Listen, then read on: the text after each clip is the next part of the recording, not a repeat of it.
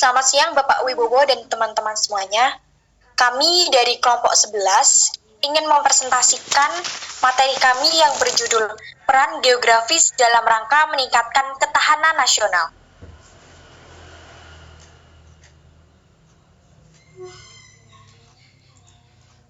Perkenalkan, nama saya Elizabeth Eva Rahma dengan NIM 2312140999. Halo, perkenalkan nama saya Cynthia Trimasya dengan NIM 23124112. Perkenalkan, nama saya Maria Dita Febriani dengan NIM 2312141110. Perkenalkan, nama saya Rosalina Altirta Eka dengan NIM 231214108.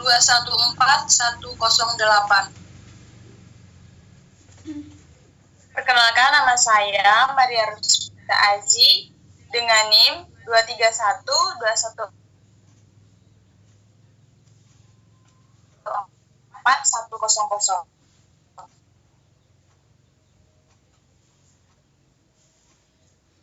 Baik, pertama yang akan kami bahas adalah pengertian geografis. Dalam rangka meningkatkan ketahanan nasional, merujuk pada penggunaan dan pemahaman tentang karakteristik fisik, letak geografis, dan sumber daya alam suatu negara untuk mengidentifikasi potensi ancaman, tantangan, serta peluang yang dapat memengaruhi keamanan dan kestabilan negara. Ini melibatkan strategi pemanfaatan sumber daya alam, pertahanan wilayah, dan pemahaman tentang faktor-faktor geografi yang dapat berkontribusi dalam memperkuat ketahanan nasional suatu negara. Next.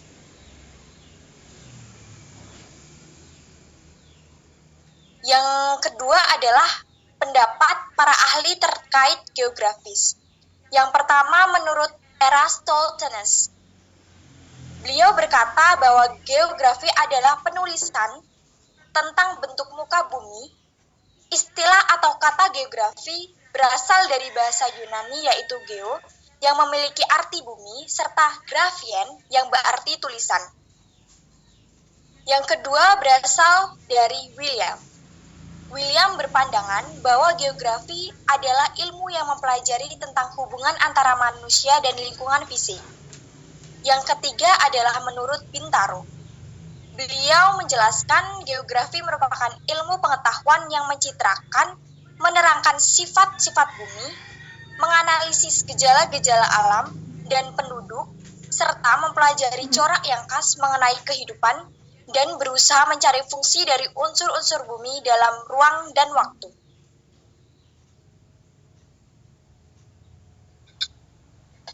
Landasan filosofis geografi Pancasila.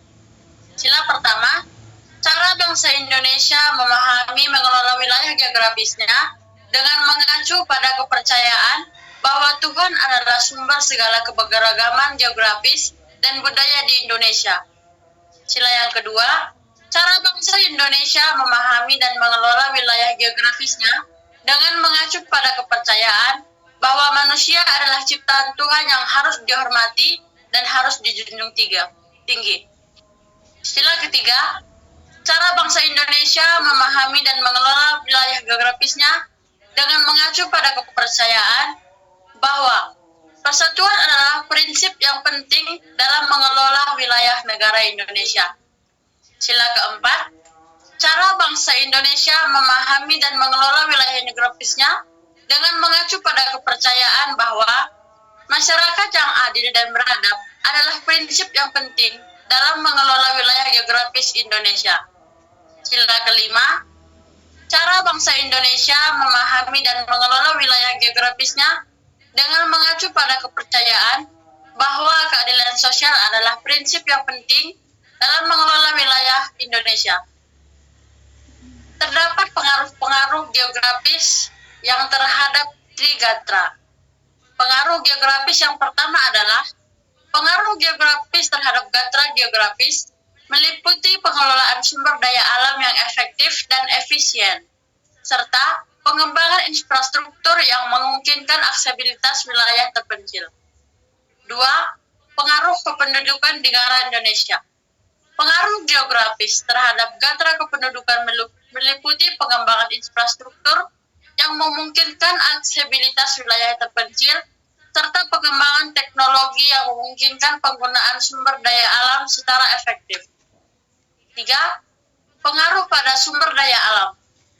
Pengaruh geografis terhadap gatra kekayaan alam meliputi pengelolaan sumber daya alam yang efektif dan efisien, serta pengembangan teknologi yang memungkinkan penggunaan sumber daya alam secara lebih efektif.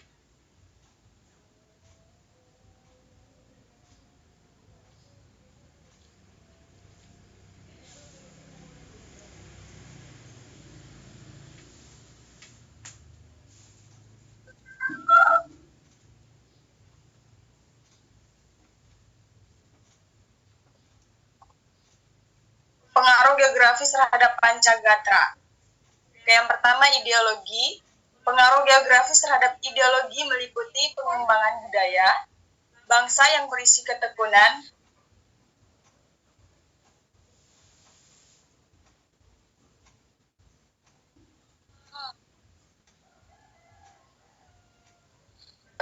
dan mengatasi ancaman, tantangan, halangan, dan gangguan yang dapat membahayakan identitas, integritas, dan kelangsungan hidup bangsa berdasarkan Pancasila dan Undang-Undang Dasar 1945. Nah, yang berikut, politik.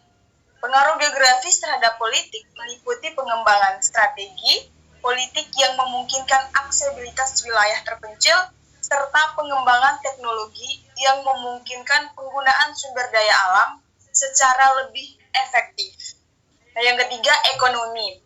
Pengaruh geografis terhadap ekonomi meliputi pengembangan infrastruktur yang memungkinkan aksesibilitas wilayah terpencil, serta pengembangan teknologi dan memungkinkan penggunaan sumber daya alam secara lebih efektif.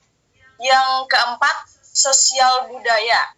Pengaruh geografis terhadap sosial budaya meliputi pengembangan budaya bangsa yang berisi ketekunan bangsa untuk mengembangkan kekuatan nasional dalam menghadapi dan mengatasi ancaman, tantangan, halangan, dan gangguan yang dapat membahayakan identitas, integritas, dan kelangsungan hidup bangsa berdasarkan Pancasila dan Undang-Undang Dasar 1945. Yang kelima, Hankam. Pengaruh geografis terhadap Hankam meliputi pengembangan strategi, pertahanan dan keamanan yang memungkinkan aksesibilitas wilayah terpencil, serta pengembangan teknologi yang memungkinkan penggunaan sumber daya alam secara lebih efektif.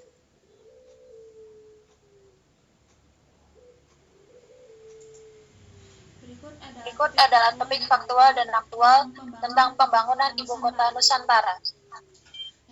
Yang pertama adalah ancaman. Ancaman banjir di IKN dapat disebabkan oleh eksploitasi lahan oleh perusahaan hutan tanaman industri atau HTI di hulu sungai. Yang kedua adalah hambatan. Hambatan biaya pembangunan IKN memiliki indikasi pendanaan sebesar 466 triliun yang dapat menjadi hambatan signifikan dalam progres pembangunan. Yang ketiga adalah tantangan. Tantangan lainnya adalah mengatasi efek negatif dari eksploitasi lahan dan perusahaan HTI yang dapat mempengaruhi kualitas air dan meningkatkan ancaman banjir. Yang kelima adalah gangguan. Gangguan kualitas lingkungan. Pembangunan IKN dapat mengganggu kualitas lingkungan di sekitar wilayah IKN. Selanjutnya akan dijelaskan oleh Berta. Bagi yang terakhir, solusi pembangunan Ibu Kota Nusantara. Yang pertama, ancaman. Pembangunan bendungan Sepaku Semoy dan intake Sungai Sepaku untuk mengendalikan banjir. Yang kedua, hambatan. Optimasi biaya dengan mengoptimalkan penggunaan sumber daya dan meningkatkan nasional. Yang ketiga, tantangan. Pengawasan dan pengendalian eksploitasi lahan yang lebih ketat serta pembangunan infrastruktur yang lebih baik untuk mengurangi dampak negatif. Dan yang terakhir, gangguan. Pengembangan infrastruktur yang lebih baik dan kawasan yang lebih ketat untuk mengurangi dampak negatif terhadap lingkungan. Baik, sekian presentasi dari kelompok 11 Pendidikan Bahasa Inggris. Maaf jika ada kesalahan kata. Terima kasih Pak Wibowo.